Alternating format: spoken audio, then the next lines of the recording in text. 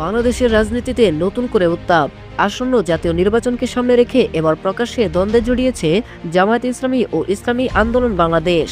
আসন সমঝোতা নিয়ে তৈরি হয়েছে চরম অনিশ্চয়তা। বাংলাদেশ জামায়াতে ইসলামী ও ইসলামী আন্দোলন বাংলাদেশের মধ্যে নির্বাচনী আসন সমঝোতা নিয়ে টানাপোড়েন এখন প্রকাশ্যে।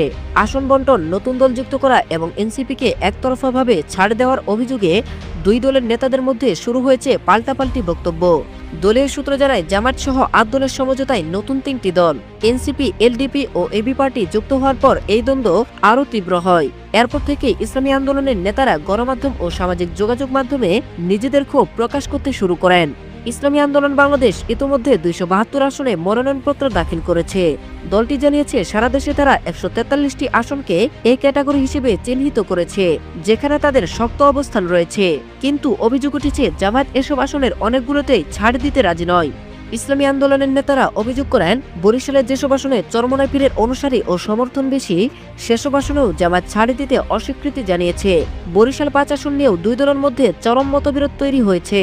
ইসলামী আন্দোলনের ঢাকা মহানগর উত্তরের সভাপতি ও লিয়াজু কমিটির সদস্য শেখ ফজলে বারী মাসউদ বলেন, জামায়াত ২০০ আসনে